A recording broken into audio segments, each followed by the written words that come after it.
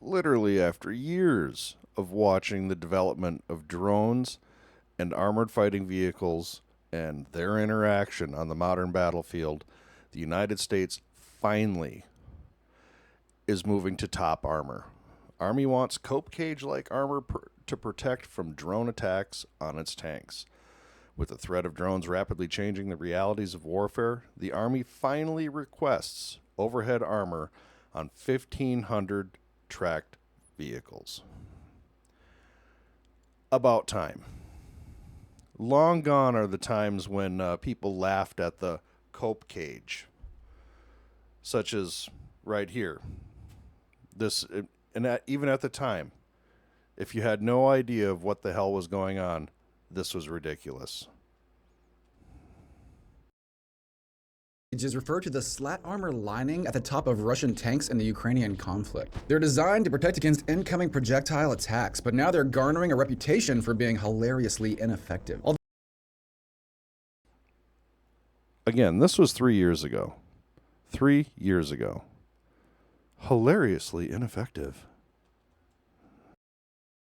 Those slat-armored military vehicles have been used in modern warfare for years to defend against RPGs. Their use on T-90 Russian tanks to defend against javelins is a new development. The protection wasn't exclusively against javelin because it was very questionable what the protection against javelin would be. What they were also designed for was initially drone protection, because the Russians had seen what had happened in the Nagorno-Karabakh conflict between Armenia and Azerbaijan. They watched it, they saw it, and they had started to take the lessons from it. Sometimes it takes time, but they had started to learn. Were first identified for this purpose on November 23, 2021 on Twitter by a London-based country risk analyst focused on Russia and Ukraine. He reposted a now-deleted TikTok on the 23rd that showed a Russian tank covered in slat armor, labeling its function as an anti-javelin measure. Over the course of December, the Ukrainians took notice of the growing armor on top Russian tanks. A month later, the official Facebook page of the Ukrainian Joint Forces operation posted a video of them testing javelins on slat-armored tanks. The video shows a lot of tanks getting destroyed despite the protection. When the conflict escalated in late February 2022, war footage populated a lot of Western social media, bringing to light more and more evidence of Russian tanks armored with cages. Inspired by this, a Twitter user named Oryx posted a TikTok screenshot of a T-90 that had fallen off a bridge, stating, "Looks like the cope cage doesn't protect Russian tanks against driving off bridges," effectively coining the term. It embodies the idea that the cages were pointless, only acting as a psychological buffer, helping Russian soldiers feel they were safe, when in reality they weren't. The term took off most notably on 4chan image boards, where anonymous users started to clown on Russian military using the idea of a cope cage. The cope cage was even photoshopped onto Putin's head in subsequent memes by pro-Ukrainian trolls and creators across platforms. Crying Wojaks and brain-lit Wojaks were re-edited to reference the Russian army's incompetence. Users on the non-credible defense subreddit also added to the memes, like one which showed a cope cage V2 simply being a trampoline on a tank. The meme's creator added snide remarks to the bottom, stating the new and improved version also boosts morale because the soldiers can do jumpy jumps on it. The trolling surrounding cope cages became so prevalent that users started to spam edit the Wikipedia page for T-90 tanks, repeatedly changing the name for slat armor to cope cages. The website's moderators continued to edit it back, inciting an editing war. Even Oryx on Twitter took notice of the chaos and tweeted a screenshot of the frantic Wikipedia discourse. Who knows if the term will be accepted by academics? All we know right now is that it's proven to be easy meme pickings for creators trying to dunk on anything the Russian military does.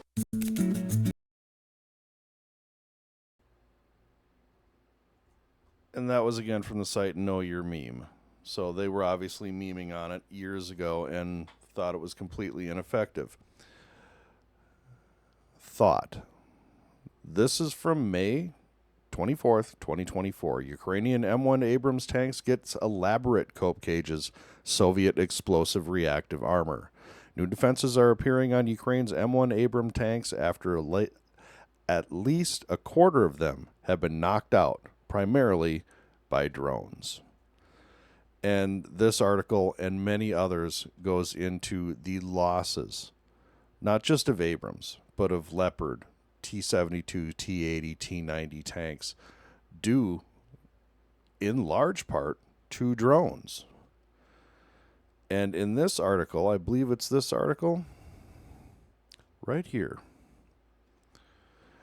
the Ukrainian tank losses included at least 22 of the 31 U.S. donated Abrams tanks, the Oryx statistics show. These tanks proved so vulnerable to drone attacks that by April 2024, Ukraine had begun to withdraw them from the battlefield. After being modified with additional armor and other protective screening, they appeared once again on the front lines. Didn't hear that in the New York Times, did you? Well, that's in this Warzone article here, talking about the United States Army getting all of this cope cage armor, if you will.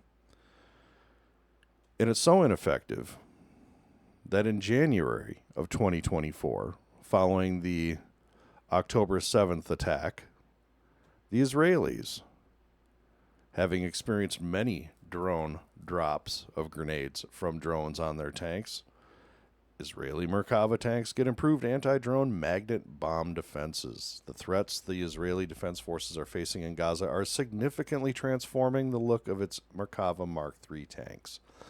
And this article goes through the images, and you can clearly see them, and the reasons why the Israeli Merkava tanks and other armored vehicles started getting their quote-unquote cope cages. We're just going to start calling it top armor. And let's make sure this is muted.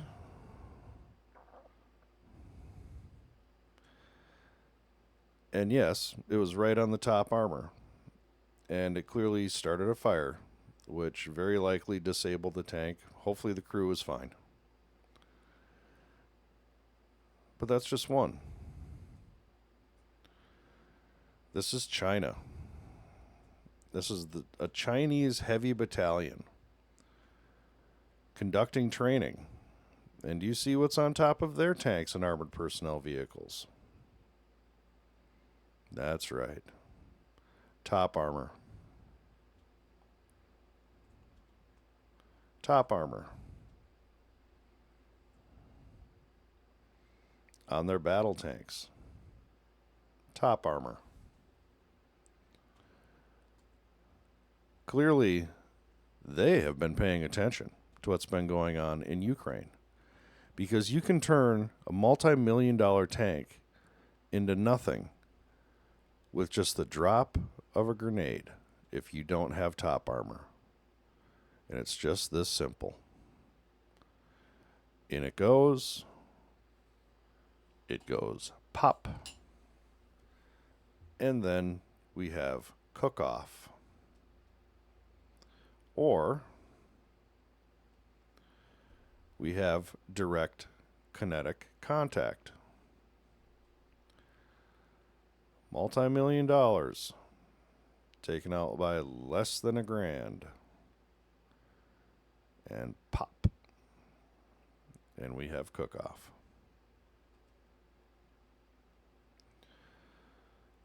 Months ago, I did a video about this. It's called How Abrams Got Its Cope Cage. I did this 5 months ago because I thought this was inevitable. Abrams was going to get her cope cage. You cannot exist on the modern battlefield today without having top armor. And all vehicles moving forward will be designed with this in mind. Top armor of some form or another.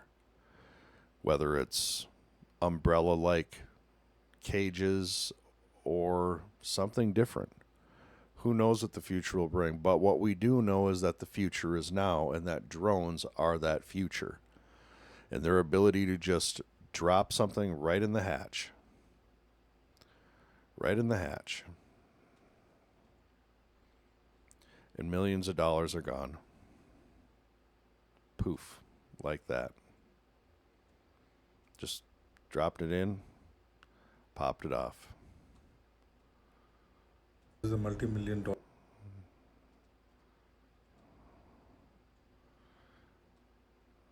Popped it on the side. Cooked it off.